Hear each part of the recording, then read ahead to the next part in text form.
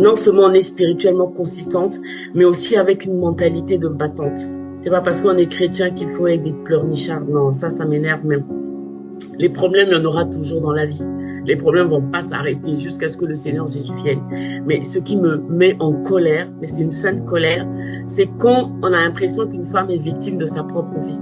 Ça me met en colère. Donc, l'idée, c'est vraiment développer une mentalité de battante, de résiliente et porter la vie, être des porteuses de la vie à tous égards, par le Saint-Esprit, bien sûr. Donc, la vision, c'est 3 choses spirituellement consistantes, c'est pour ça qu'on parle de la parole. Développer une mentalité de battant, de résilience, parce que c'est ça que Dieu attend de nous. Et avec ces 2 choses-là, nous apporter la vie, être des porteuses de vie à tous égards. Voilà, l'adversité ne doit pas nous mettre à terre, parce que l'adversité ne va jamais s'arrêter. Voilà, que les problèmes de la vie ne nous mettent pas à terre, parce que les problèmes de la vie ne vont jamais s'arrêter. Ce qui nous intéresse, c'est Ézère et surtout Ève. C'est Ézère et Ève. Ève, effectivement, veut dire la vie. C'est celle qui apporte la vie. La vie, c'est pas juste la respiration du nez. C'est pas juste la vie biologique. C'est pour ça que je dis, c'est apporter la vie à tous égards. Là où Dieu t'a planté, tu peux déjà être une porteuse de vie. Et Ézère, comme on l'a dit aussi, Ézère, c'est aide. Mais pas seulement n'importe quelle aide, c'est secours. J'écoutais hier Pasteur Victoire de ICC Pointe-Noire, qui est aussi ma grande sœur biologique, et je la suis beaucoup. Elle est intervenue dans une plateforme et alors elle a dit quelque chose. Dieu nous a donné une identité. Il a dit, il n'est pas bon qu'il soit seul, je vais créer une Ézère. Donc en réalité, l'identité que Dieu t'a donnée, la toute première identité que Dieu t'a donnée, c'est Ézère. Ça veut dire une aide, un secours. Dieu a donné quelque chose de particulier à la Ézère qu'il lui a donné, la matrice. C'est une couveuse. Elle a une matrice.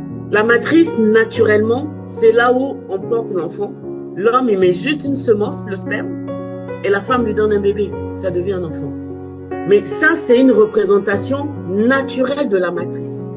Mais en réalité, nous sommes matrices à tous égards. Tu es Ézère, tu es le secours. Le secours, il t'a donné toutes les capacités. Mais ce qui te permet de sortir cette vie, ce qui te permet d'apporter la vie, c'est la matrice que tu portes. Quand Dieu veut susciter quelque chose sur la terre, il n'a pas le choix que de coopérer avec la matrice. Parce que tout vient de la matrice. Dès qu'on parle de libérateur, on dit Moïse. Ah oui, c'est ça. Mais Dieu a dû dealer avec une femme qui s'appelle Jochebed pour que le libérateur vienne. Dealer non seulement avec la matrice Jochebed, mais avec la Ézère Jochebed. Parce que la Ézère Jochebed, c'était elle qui devait entendre la voix de Dieu. C'est elle qui devait préserver l'enfant. C'est elle qui devait le mettre dans le panier pour préserver sa vie. Parce que sans Jochebed, il n'y a pas de Moïse. Quand Dieu devait envoyer le libérateur, notre Seigneur Jésus-Christ, il a dû dealer avec une Ézère et une Ève qui s'appelle Marie. J'ai bien aimé ce que Pasteur Teddy a dit. Quand l'ange vient à Marie pour dire le Saint-Esprit va te recouvrir de tes ailes et puis tu vas enfanter.